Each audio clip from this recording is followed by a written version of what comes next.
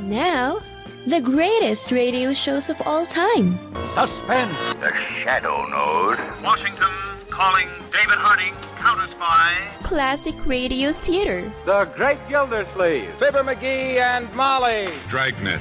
Gunsmoke. The Lone Ranger. Now, step back into a time machine with your host, Wyatt Cox. Good evening, friends of the Inner Sanctum. This hour, an episode of radio's outstanding theater of thrills, Suspense, and the classic from Agnes Moorehead. Now, Sorry Wrong Number was produced 8 times on Suspense because it was so very popular. And of course, back then you didn't have VCRs or home tape recorders to preserve the show. And so the easiest way to do it is if it was very popular, produce it again.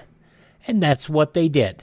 This is the 5th of 8 productions of Sorry Wrong Number on Suspense. This one from November 18th, 1948, and still starring Agnes Moorehead.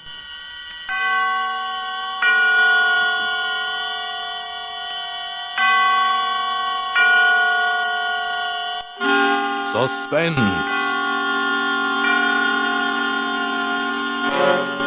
Autolite and its 60,000 dealers and service stations bring you radio's outstanding theater of thrills. Starring tonight, Miss Agnes Moorehead in Anton Leader's production of Lucille Fletcher's famous suspense play, Sorry, Wrong Number. A tale well calculated to keep you in suspense.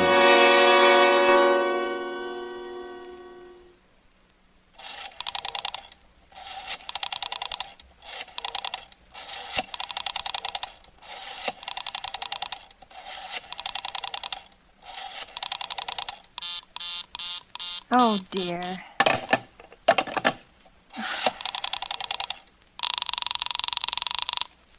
Your call, please. Operator, I've been dialing Murray Hill 40098 now for the last 3/4 of an hour, and the line is always busy. I don't see how it could be busy that long. Will you try it for me, please? I will be glad to try that number for you. One moment, please. I don't see how it could be busy all this time. It's my husband's office. He's working late tonight, and I'm here all alone in the house. My health is very poor, and I've been feeling so nervous all day. Ringing Murray Hill 40098. Hello? Hello? Hello, is Mr. Stevenson there? Hello? Hello? Hello, George? Yes, sir. This is George speaking. Hello, who's this? What number am I calling, please? I'm here with our client, George. Oh, good. Is everything okay? Is But, the coast who- clear for tonight? Yes, George. He says the coast is clear for tonight. Okay. Where are you now? In a phone booth. What Don't number is worry. Everything's okay. Very well. You know the address. I know. At 11 o'clock, the private patrolman goes around to the bar on 2nd Avenue for a beer. That's right, 11 o'clock. Okay. Now, be sure that all the lights downstairs are out. There should be only one light visible from the street. Okay. Just a minute, George. Our client tells me that at 11:15 a train crosses the bridge. It makes a noise in case her window's open and she should scream. Oh, hello, what number is this, please? Okay, I understand. That's 11:15, the train. Yeah. You remember everything else, George? Yes, I'll make it quick. As little blood as possible. Because our client does not wish to make her suffer long. That's right. You'll use a knife? Yes, the knife will be okay. And then afterwards, I remove the rings and bracelets and the jewelry in the bureau drawer because our client wishes it to look like simple robbery. Don't worry. Everything's okay. I never... Oh, how awful, how unspeakably awful.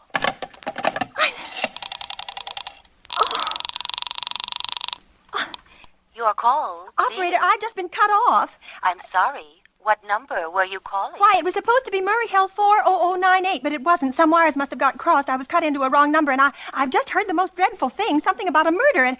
Operator, you simply got to retrace that call at once. I beg your pardon. May I help you? Oh, I know it was the wrong number, and I had no business listening, but these two men, they were cold-blooded fiends, and they were going to murder somebody, some poor innocent woman who was all alone in a house near a bridge. And we've got to stop them. We've just got to. What number are you calling, please? Well, that doesn't matter. This was a wrong number, and you dialed it for me, and we've got to find out who what was immediately. What number did you call? Oh, why are you so stupid? What time is it? Do you mean to tell me you can't find out what that number was just now? I'll connect you with the chief operator. Oh, I think it's perfectly shameful. Now, look, it was obviously a case of some little slip of the finger. I told you to try Murray Hill 40098 for me, and you dialed it, but your finger must have slipped, and I was connected with some other number, and I could hear them, but they couldn't hear me. Now, I simply fail to see why you couldn't make that same mistake again, on purpose. Why you couldn't try to dial Murray Hill 40098 in the same sort of careless way. Murray Hill 40098. I will try to get it for you. Well, thank you.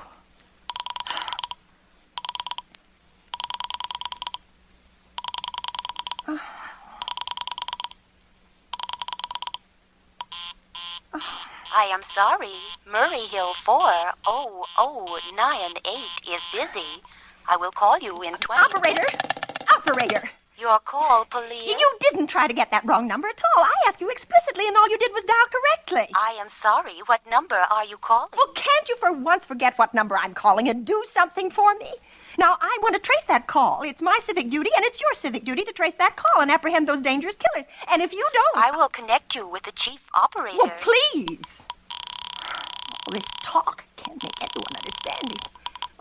This is the chief operator. Chief operator, I want you to trace a call, a telephone call, immediately. I don't know where it came from or who was making it, but it's absolutely necessary that it be tracked down because it was about a murder that someone's planning. A terrible, cold-blooded murder of a poor innocent woman tonight at 11:15. I see. Well, can you trace it for me? Can you track down those men? I am not certain. It depends. Depends on what? It depends on whether the call is still going on. Well, if it's a live call, we can trace it on the equipment. Well, if it has been disconnected, we cannot. Disconnected? If the parties have stopped talking to each other. Oh, but of course they must have stopped talking to each other by now. That was at least 5 minutes ago, and they didn't sound like the type who would make a long call. Well, I can try tracing it. May I have your name, please? Mrs. Stevenson. Mrs. Albert Stevenson. But listen. And your telephone number, please. Plaza 32099. But if you go on wasting all this time... Why do you want this call traced, please? Why? Oh, well, no reason. I mean, I merely felt very strongly that something ought to be done about it. These men sounded like killers. They're dangerous. They're going to murder this woman at 11:15 tonight, and I thought the police ought to know. Have you reported this to the police? Well, no, not yet. You want this call checked purely as a private individual? Yes, but meanwhile... I am sorry, Mrs. Stevenson, but I am afraid we couldn't make this check for you and trace the call just on your say-so as a private individual. But we will have to have something more official. Oh, for heaven's sake. You mean to tell me I can't report that there's going to be a murder without getting tied up in all this red tape? Why, it's perfectly idiotic. Well, all right, I'll call the police. Thank you. I am sure that would be the best way. Oh, ridiculous. I never heard of such nonsense. Police department. I can't see why you have to go through all this business. Oh. Your call, please. The police department. Get me the police department, please. Thank you. Ringing the police department. Oh, dear, do you have to dial? Can't you ring them direct? All this time waste. Police Department, Precinct 43. Sergeant Martin speaking. Police Department, this is Mrs. Stevenson, Mrs. Albert Smythe Stevenson of 53 North Sutton Place. I'm calling up to report a murder. Huh? I mean, the murder hasn't been committed yet, but I just overheard plans for it over the telephone. Over a wrong number that the operator gave me. I've been trying to trace down the call myself, but everybody is so stupid.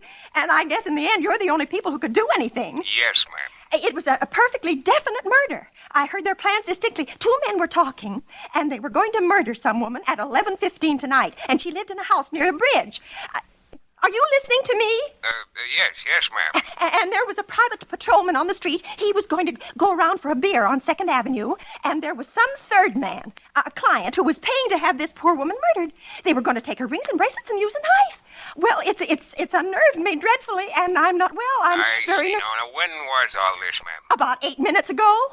Oh, then you can do something. You do understand. What is your name, ma'am? Mrs. Stevenson, Mrs. Albert Stevenson. And your address? 53 North Sutton Place. That's near a bridge. The Queensboro Bridge, you know, and we have a private patrol on our street, and 2nd Avenue is the next what street. was that number you were calling? Murray Hill 40098. But that wasn't the number I overheard. I mean, Murray Hill 40098 is my husband's office. He's working late tonight, and I was trying to reach him to ask him to come home. I'm an invalid, you know, and it's the maid's night off, and I hate to be alone, even though he says I'm perfectly safe as long as I have the telephone right beside my bed. Well, we'll look into it, Mrs. Stevenson, see if we can check it with the telephone company. But the telephone company said they couldn't check the call if the parties had stopped talking. I've already taken care of that. Oh, you have? Yes, and personally, I feel you ought to do something far more immediate and drastic than just check the call. Well, now, what good does checking the call do if they stop talking? By the time you tracked it down, they've already committed the murder. Well, we'll take care of it, don't you worry. I'd say the whole thing calls for a search, a complete and thorough search of the whole city. Why, I'm very near the bridge, and I'm not far from 2nd Avenue, and I know I'd feel a whole lot better if you sent around a radio car to this neighborhood at once. And what makes you think the murder's going to be committed in your neighborhood, ma'am? Well, I don't know. Only the coincidence is so horrible. 2nd Avenue and the patrolman and the bridge. Well, 2nd Avenue's a very long street, ma'am, and you know how many bridges there are in the city of New York, not to mention Brooklyn, Staten Island, Queens, and the Bronx. Now, how do you know there isn't some little house on Staten Island, on some little 2nd Avenue you've never heard about? Well, how do you know they were even talking about New York at all? But I heard the call on the New York dialing system. Well, maybe it was a long-distance call you overheard. Oh, Telephones are funny things now. Look, lady, why don't you look at it this way? Supposing you hadn't broken in on that telephone call. Supposing you'd got your husband the way you always do. You wouldn't be so upset, would you? Well, I suppose not. Only it sounded so inhuman, so cold-blooded. A lot of murders are plotted in this city every day, ma'am. We manage to prevent almost all of them. The clue of this kind is so vague, it isn't much more use to us than no clue at all. But surely you... Unless, of course, you have some reason for thinking this call was phony or that someone may be planning to murder you. Me? Oh, well, no, I hardly think so. I mean, why should anybody? I'm alone all day and night. I see nobody except my maid Eloise, and she's a big girl. She weighs 200 pounds. She's too lazy to bring up my breakfast tray, and the only other person is my husband Albert. He's crazy about me. He just adores me. He waits on me hand and foot. It has scarcely left my side since I took sick 12 years ago. Well, then, there's nothing for you to worry about. Now, if you'll just leave the rest of this to us, we'll take care of it. But what will you do? It's so late. It's nearly 11 now. We'll take care of it, lady. Well, will you broadcast it all over the city and send out squads and warn your radio cars to watch out, especially in suspicious neighborhoods like mine? Lady, I said we'd take care of it. Just now I've got a couple of other matters here on my desk that require immediate attention. Good night, ma'am, and thank you. Oh, you idiot! Oh, no. Why did I hang up the phone like that? Now you'll think I am a fool. Oh, why doesn't Albert come home? Why doesn't he?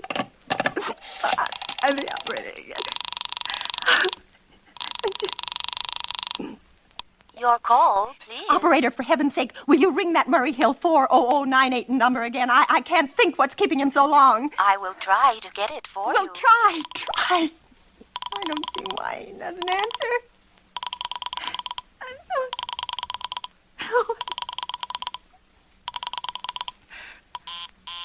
I am sorry. Murray Hill 40098 is busy. I will call you. I can hear it. You don't have to tell me. I know it's busy.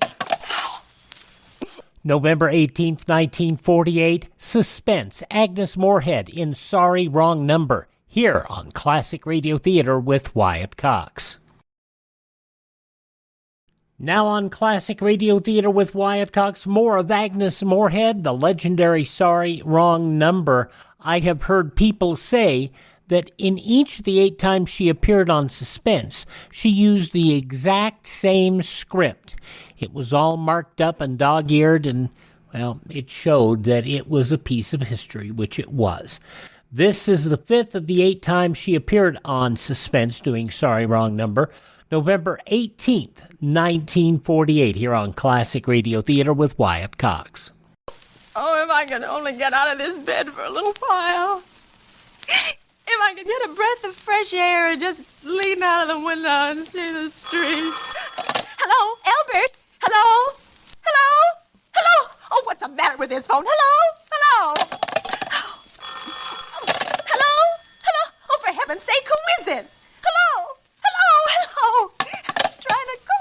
trying to do to me? Oh. Your call, please. Hello, operator. I don't know what's the matter with this phone tonight, but it's positively driving me crazy. I've never seen such inefficient, miserable service. Now, look, I'm an invalid. And I'm very nervous, and I'm not supposed to be annoyed. But if this keeps on much longer... What seems to be the trouble? Well, everything's wrong. I haven't had one bit of satisfaction out of one call I've made this evening. The whole world could be murdered for all you people care. And now my phone keeps ringing and ringing and ringing and ringing every 5 seconds, and when I pick it up, there's no one there. I am sorry. If you will hang up, I will test it for you. I don't want you to test it for me. I want you to put that call through, whatever it is, at once. I'm afraid I cannot do that. You cannot? Well, why? Why, may I ask? The dial system is automatic. Oh, If someone is trying to dial your number, there is no way to check whether the call is coming through the system or not, unless the person is trying to reach you complains to his particular operator. Oh, of all the stupid... And meanwhile, I've got to sit here in my bed suffering every time that phone rings, imagining everything. I will try to check the trouble for you. Check it. That's all anybody can do. Oh, what's the use of talking to you? You're so stupid. Oh, I'll fix her. Of all the impudent... How dare she speak to me like that? How dare she speak to me? I can't get any satisfaction. I think it takes so long to answer. Your call, please. Young woman, I don't know your name, but there are ways of finding you out. And I'm going to report you to your superiors for the most unpardonable rudeness and insolence it has ever been my privilege. Give me the business office at once. You may dial that number direct. Dial it direct? I'll do no such thing. I don't even know the number. The number is in the directory, or you may secure it by dialing information. Listen here, you... Oh, what's the use? Oh, dear. Oh, for heaven's sake, I'm going out of my mind. I'm going out of my mind. Hello? Hello, stop ringing me. Do you hear? Answer me. Who is this? Do you realize you're driving me crazy? Who's calling me? What are you doing it for? Now, stop it, I say. Hello? If you don't stop ringing me, I'm going to call the police. You hear? The police. Oh, Albert would only come home. Oh, let it ring. Let it go on ringing. It's a trick of some kind. I won't answer it. I won't, even if it goes on ringing all night. Just ring all night. I don't get it.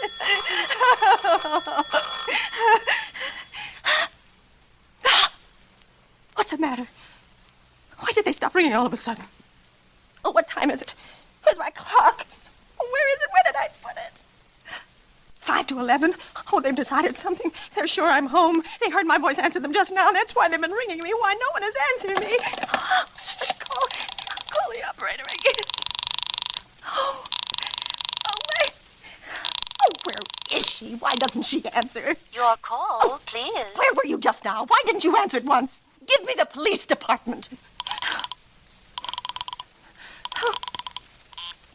I am sorry. The line is busy. I will call you. Busy? But that's impossible. The police department can't be busy. There must be other lines available. The line is busy. I will try to get them later. No, I've got to speak to them now. It may be too late. I've got to get to someone. What number do you wish to speak to? Well, I don't know, but there must be someone to protect people beside the police department. Detective agencies. You will find detective agencies listed in the classified directory. But I don't have a classified. I mean, I'm too nervous to look it up, and I don't know how to use it. I will connect you with information. Perhaps they will be able to help you. Oh, no. Oh, you're being spiteful, aren't you? You don't care, do you, what happens to me? I could die and you wouldn't care. Oh, stop it! Stop it! I can't stand anymore. Hello, what do you want? Stop ringing, will you? Stop it! Hello, is this Plaza 32099? Oh,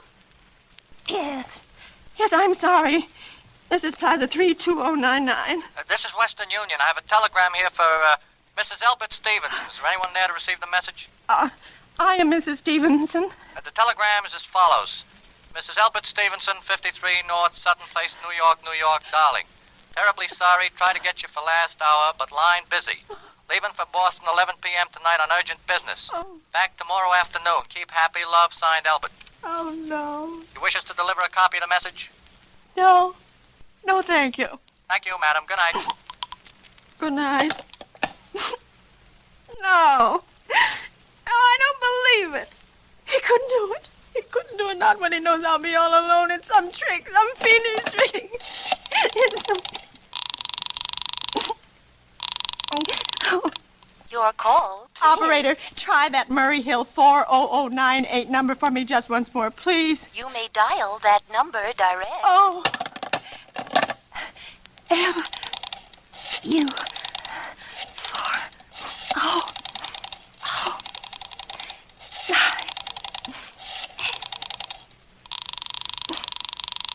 Oh.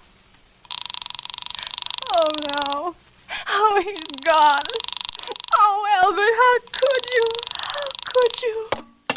November 18th, 1948. Suspense. Agnes Moorehead in Sorry, Wrong Number. The conclusion follows these words on Classic Radio Theater.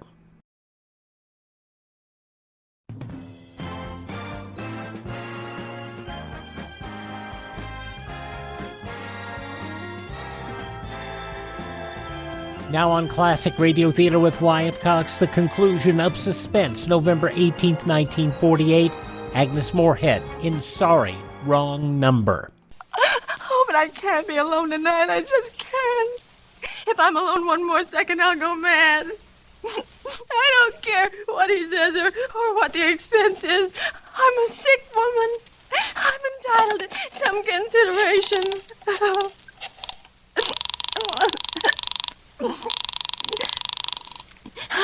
This is information. May I help you? I want the telephone number of Henchley Hospital. Henchley Hospital? Do you have the street address? No, it's somewhere in the 70s. It's a very small, private, and exclusive hospital where I had my appendix out 2 years ago. Henchley, Hencha. 1 moment, please. Please hurry. And please, what is the time? You may find out the time by dialing Meridian 71212. For heaven's sake, I've no time to be dialing. The number of Henchley Hospital is Butterfield 89970. You. 8, 9, 9, 7. Oh.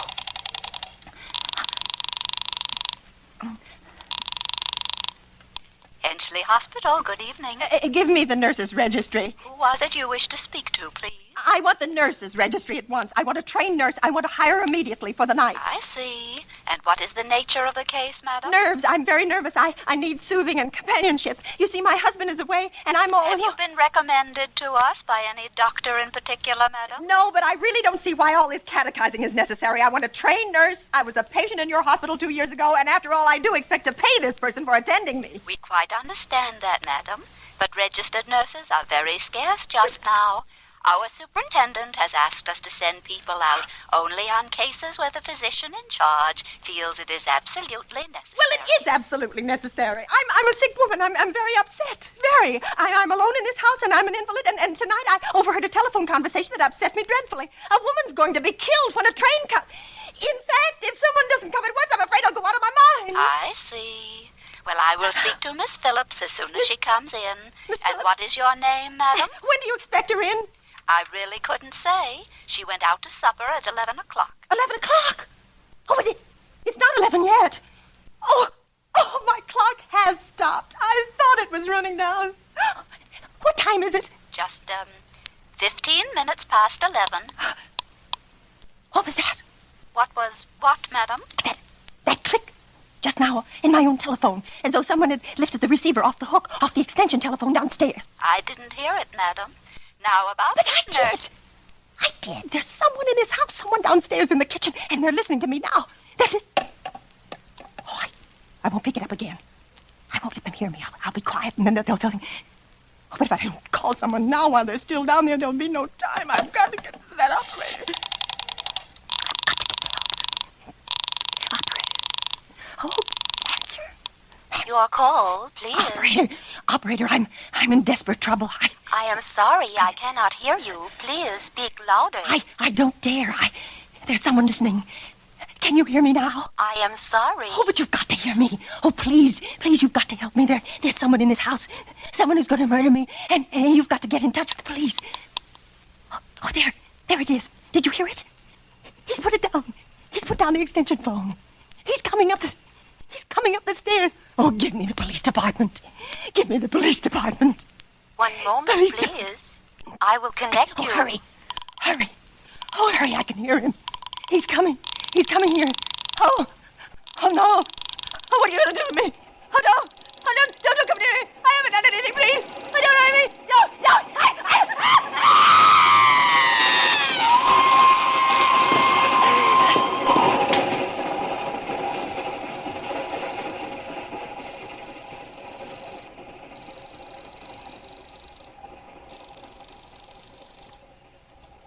Police Department, Precinct 43, Sergeant Martin speaking.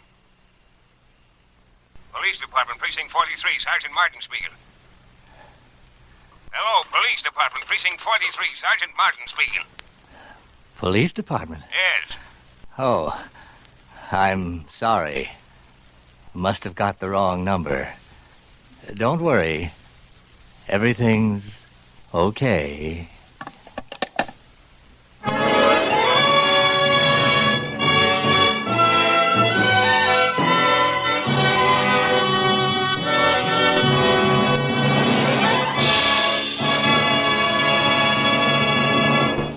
Thank you, Miss Agnes Moorehead, for another memorable performance. And now here again is Miss Agnes Moorehead. My thanks to producer Tony Leader for affording me this opportunity to play Lucille Fletcher's wonderful story once again. And my thanks to the cast and the musicians and sound men who helped make it successful. The Suspense program will always hold a special place in my affections, and I'll be listening with great interest next Thursday when radio's outstanding theater of thrills brings us little Margaret O'Brien starring in Ray Bradbury's story, The Screaming Woman, another gripping study in Suspense. Agnes Moorehead has recorded Sorry, Wrong Number in album form. Miss Moorehead may currently be seen in the Warner Brothers picture Johnny Belinda. Music on tonight's Suspense play was composed by Lucien Morawek and conducted by Lud Bluskin. The entire production was under the direction of Anton M. Leader. Her fifth of 8 appearances as Leona in Sorry, Wrong Number, Agnes Moorehead. Suspense, November 18th, 1948, on Classic Radio Theater with Wyatt Cox. Now on Classic Radio Theater with Wyatt Cox, an episode of the soap opera Claudia, November 18th, 1948, something that every parent can understand. And now, Claudia.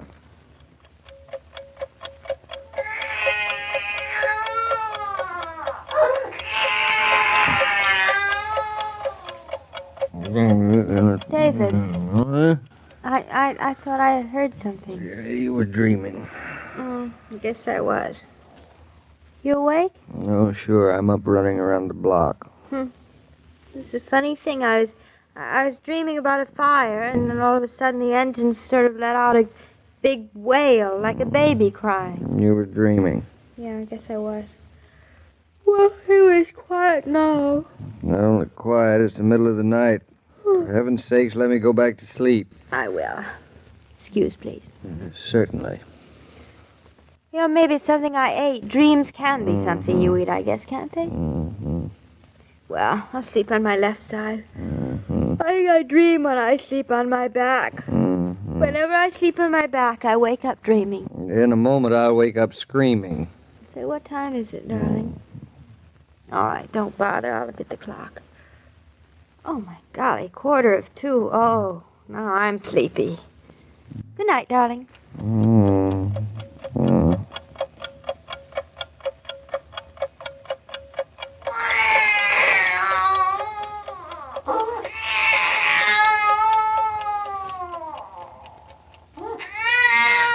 It wasn't a fire engine this time. It's the baby, and I better get up and see what's the matter with him. Darling, you can't run to him every time he cries. Who says I can't? You know there's nothing the matter. He probably just woke up. In a minute, he'll cry himself back to sleep I again. just want to make sure that that's all it is. You'll spoil him. He'll start crying every night in the middle of the night just to get you to pick him up. Bobby is not that kind of a baby. Hey, put on your bathrobe. Oh. You want to catch cold? Well, where is it? There. Find the... Oh. Say, David, do you mind if I put the light on? No, go ahead. I'm wide awake now, worse luck. I wake up right away. I stop sleeping the minute I wake up. Miraculous. How clever of you. My bathrobe. Slippers. Oh, it's a cold night. Say, maybe Bobby's wet. Maybe that's why he's crying. I don't see why you should cry about that, of all things, all of a sudden. He should be used to it by now. Oh, I think he'll be all right. I'm sure there's nothing the matter, but I just want to be sure why I'm sure. That makes great sense. I'm coming, Bobby. Coming. Sweetheart, you're as bad as your Father when he wants something. Having such a racket, you wake up the whole neighborhood. What's the matter with you, Gookums? Don't you know the middle of the night's no time for tantrums? Oh, I see. Oh, honey, I see. All you wanted for me just to pick you up. Was that it? Well, now that's real sweet of you, Bobby. Hey, I am insulted. My goodness, you're in a state. When are you going to grow up and be a man? All right. Now, don't get excited. I'm going to change it just as fast as I can. You just lie down there and be still. I thought I heard the baby crying. Oh, you heard him crying, all right. Anything the matter? I don't know. He stopped crying for a minute, and then when I came in, he started yelling all over again. I'm changing him. That's probably what it is. It's funny. He doesn't usually cry at night. And he's always wet, as David says. Let me look at him.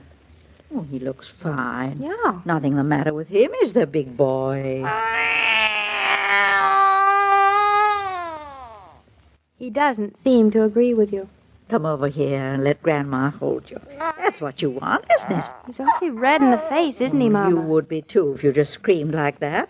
Where's he get all that strength? I think everything he eats goes into his lungs. There. Maybe he had a bad dream. I had a bad dream about a fire. Do babies dream, though? Of course they dream. Well, then that's probably it. Well, I'll get him a fresh change, Mom. I might as well do him while we're here. Oh, you'll wake up your father, Bobby. Hush up. He's awake already and kicking plenty.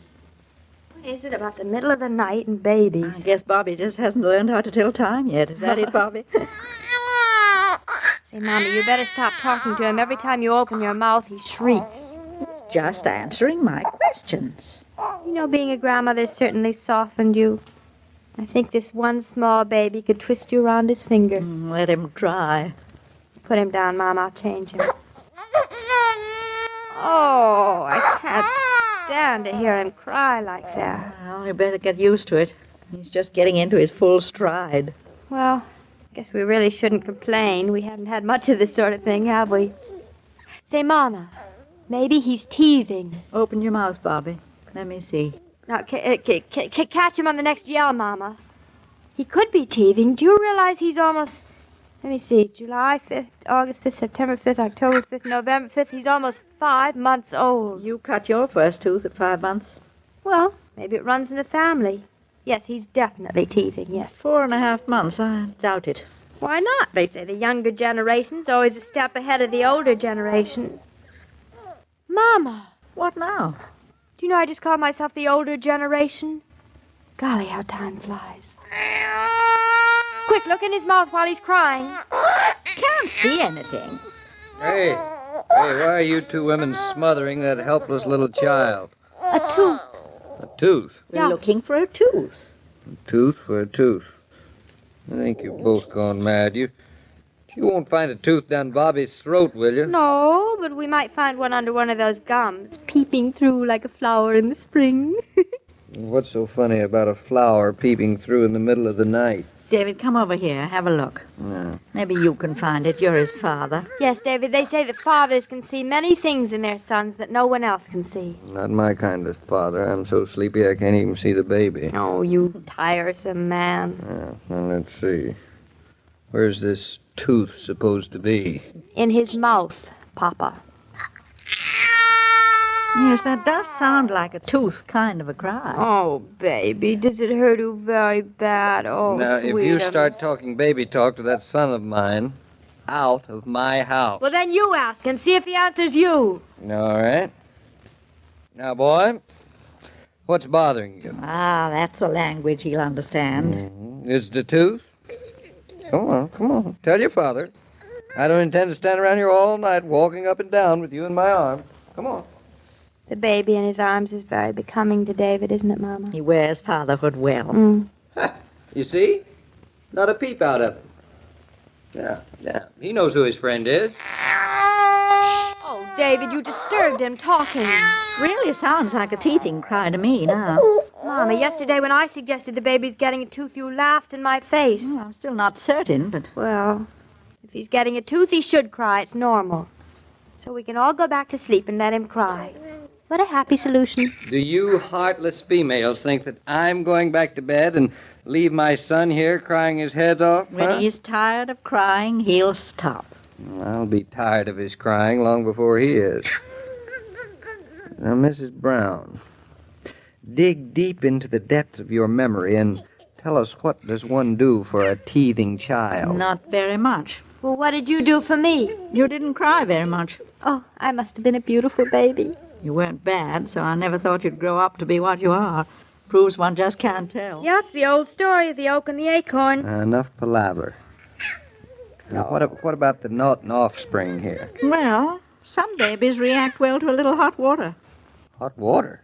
Don't look so horrified, David. I don't intend for you to drop him into it. Mama means a drink. I know what Mama means. I'm not a moron. All first fathers are morons. While you two argue, I'll go down and set the kettle on. No, Mama. Both I'll of you do get it. out of my way, Oh, because you're so I'm sleepy, going darling. to And after all, I'm his mother. bed. Well, I'm his father. Well, it doesn't mean you have to kill yourself. I'm not killing myself. Now get back to bed. Go on back to bed, you two. I'll attend to this whole I'll thing. do it, David. I don't have to go to work in the morning. And you'll probably have the crying baby on your hands all day tomorrow, Mrs. Brown, so I think you'd better go and sleep while you can. David, now really, it isn't... Now stop acting as if you think I don't know how to boil water. Now, go on, get to bed. Well, are you sure you don't mind, darling? Only takes a second for a kettle to boil. I'm an expert. Say, David, don't watch it while it's boiling. It takes twice as long that way. I'll be up in a jiffy. There. Papa's boiling the water. Oh, look, Mama. His eyes are closing. I think he's tired.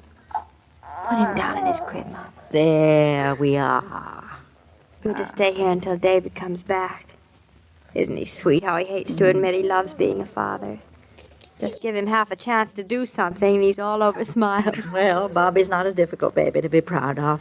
I wonder what the others will be like. The other what? The other babies we're going to have. Well, you certainly don't think I'm going to let David waste his fatherhood on one small son. He's worth at least 4. Don't forget, if David's going to be their father, you're going to be their mother.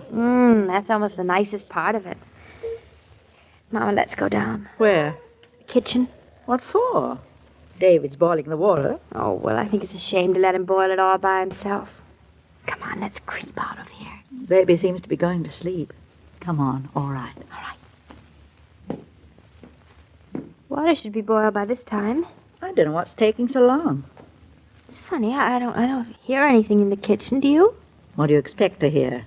Tea kettle whistling, of course. Maybe David used a pan. Oh, yeah, probably. It's just a little bit of water we needed.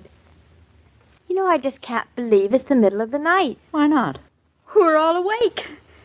You know, I don't see why people are so prejudiced against the middle of the night. I think it's a pretty nice hour for families to get together. Claudia, look. Oh, look at David, dozing in his chair. He looks just like Bobby. I don't mean that. Look at the kettle. Mama, it's not boiling. Of course it's not boiling. It's not even sitting on the gas. Oh, Mama. David put it down on one burner and then he lit the other. It's a sure thing. It'll never boil that way. He's sitting there waiting for it to whistle. He'll have to wait all night. He was so sure he knew how to boil water.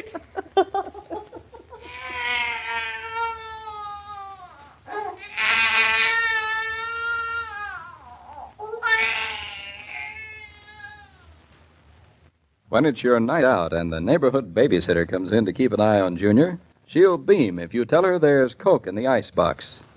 She'll appreciate the pause that refreshes just as you do while she reads or listens to the radio. And you'll have won a great big H for hospitality. Better get Coca-Cola tomorrow so there's plenty on hand. Say, Joe, what on earth happened to me? Nothing, except that you fell asleep. Yeah, I guess that's what did happen. But why didn't the water boiling in the kettle wake me up? Because the water didn't boil in the kettle. Oh. You very carefully placed the kettle on the wrong burner. I did. Say, listen, do me a favor and don't tell Claudia. I'll never hear the end. I don't have to tell Claudia. She and Mama are giggling upstairs waiting for you to wake up. And I think I'll just let them wait. We'll see who laughs last, huh? I have a feeling that the Norton household is going to be waiting for each other to laugh last until the wee hours of the dawn. You have nothing important scheduled for tomorrow, I hope. No, Roger's coming out, and I dare say Jared Tucker will be around to make him feel old and decrepit. And Jared's the old man who can do that. Even to us young'uns. Well, back to my kettle, Joel, while you say... Every day, Monday through Friday, Claudia comes to you transcribed with the best wishes of your friendly neighbor who bottles Coca-Cola. So listen again tomorrow at the same time. And now this is Joe King saying au revoir. November 18th, 1948, Claudia, here on Classic Radio Theater with Wyatt Cox. Thank you for making us a part of your day. Would you thank this station, support their advertisers? It's their kindness and courtesy that allows us to be with you each and every time we roll around. Visit our webpage. If you miss a day, you don't have to miss a show. Catch up at classicradio.stream. Stream our shows on demand. Learn more about classic radio collecting. Find a list of sites where you can download our shows from. You can also find our social media links. You can contact me. And if you want to help us expand the reach of this show and expand our collections, you can buy me a coffee. That buy me a coffee money doesn't go to me. It goes back to improve the reach and the content of this program. That's all at classicradio.stream. Thanks for tuning in. Tell all your friends the great radio shows are right here at this spot on the dial. Classic Radio Theater with Wyatt Cox on your favorite radio station.